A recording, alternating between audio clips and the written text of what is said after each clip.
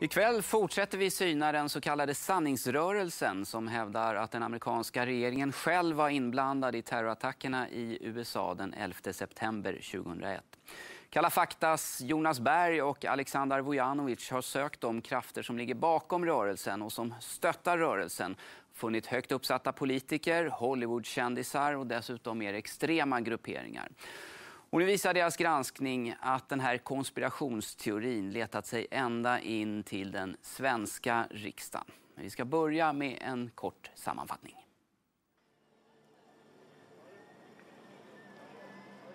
Vaken.se. Vi delar ut information som ofta är dold i media. Till exempel om 11 september 2001. I förra veckans Kalla fakta granskade vi sanningsrörelsen. En rörelse som fått starkt fäste på gräsrotsnivå i Sverige. Sanningsrörelsen driver budskapet att 11 september-attackerna i USA var ett insiderjobb av den amerikanska regeringen och inte ett terrordåd av Al-Qaida. Kalla faktas opinionsundersökning visade att 18% av svenskarna mellan 16 och 29 år anser att USAs regering själv var inblandad i 11 september-attackerna. Sanningsrörelsens argument finns samlade i filmserien Loose Change, som uppges ha klickats drygt 155 miljoner gånger på internet. Här påstås bland annat att vicepresident Dick Cheney medvetet undvek att stoppa flygplanet på väg mot Pentagon och att World Trade Center kollapsade på grund av utplacerat sprängmedel. One of the best ways to describe September 11th is a false flag operation. It was designed to alter foreign and domestic policy and bring about changes within the country that could not have been done without it. Med Loose Change har 26-årige Dylan Avery fått en ledarroll inom sanningsrörelsen. På rörelsens filmfestival i Kalifornien träffade vi också David Ray Griffin, en teologiprofessor som skrivit 9 böcker i ämnet de senaste 5 åren. I know that explosives of some sort had to have been placed in the building. Vi träffade också sanningsrörelsens just nu viktigaste vetenskapsman, Niels Harrit, en dansk kemist som säger sig ha hittat nano-thermite, ett avancerat sprängmedel i dammrester från Manhattan. Men kritiker menar att sanningsrörelsen helt saknar bevis för sina teorier, att rörelsen egentligen är något annat. I do find it very, very similar to either a faith-based movement, to a religion, or to a religious cult, or to, let us say, one of those very far-left organisations where there is a lot of emotional attachment to the belief system. We are changed!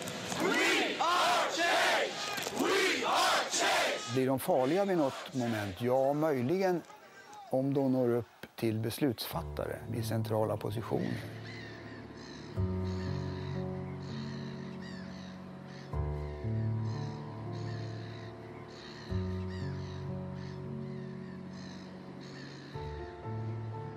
När vi nu fortsätter vår granskning ska det handla just om anhängare på högsta beslutsfattande nivå i Sverige. För sanningsrörelsen har nått in i den svenska riksdagen.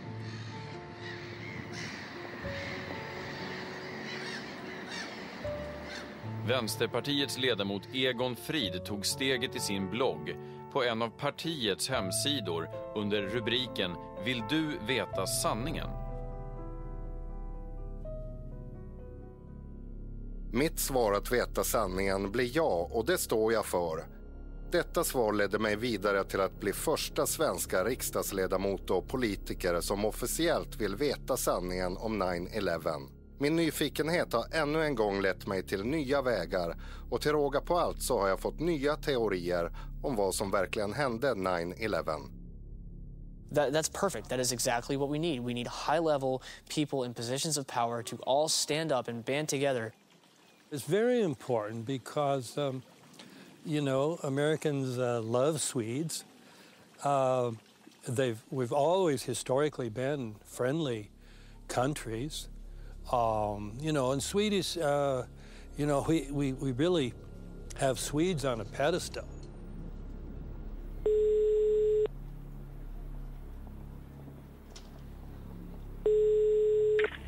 Hej, det är Egon.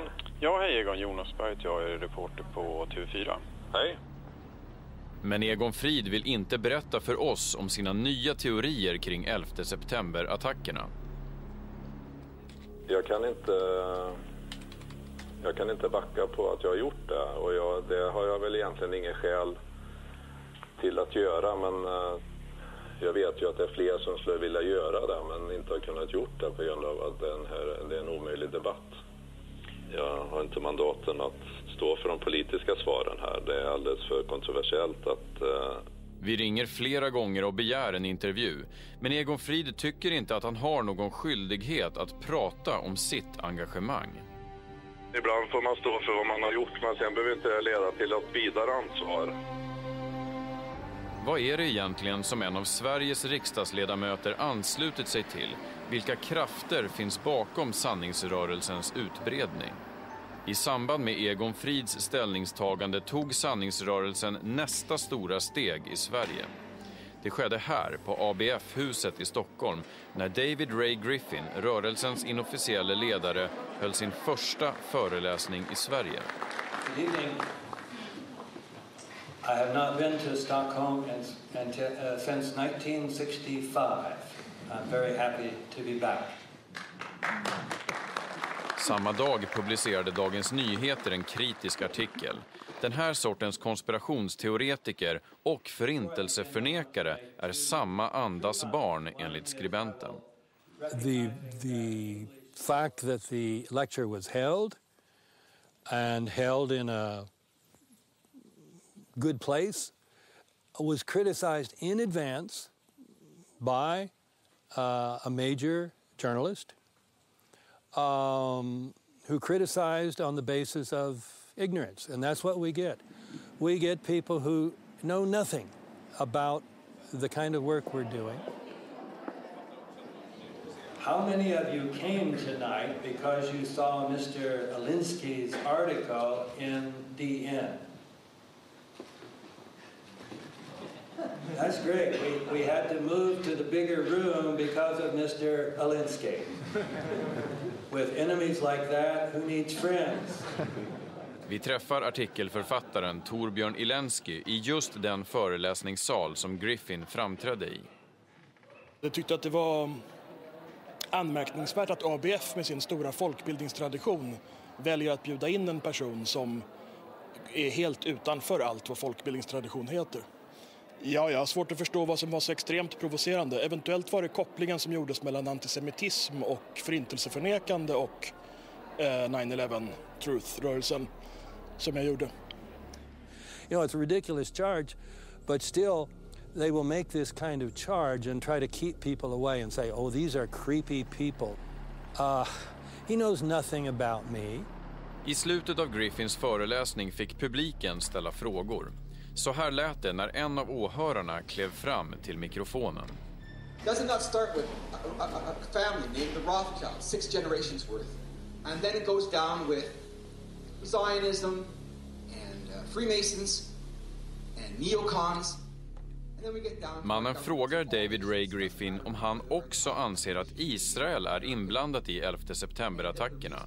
Om det är sionister som styr världspolitiken och om den judiska makteliten har hindrat sanningsrörelsen från att nå ut i de stora medierna.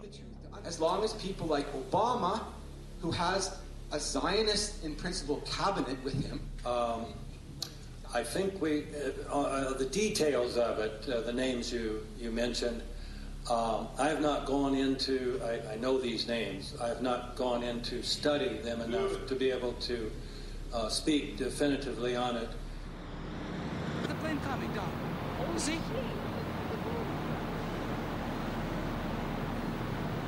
Boom!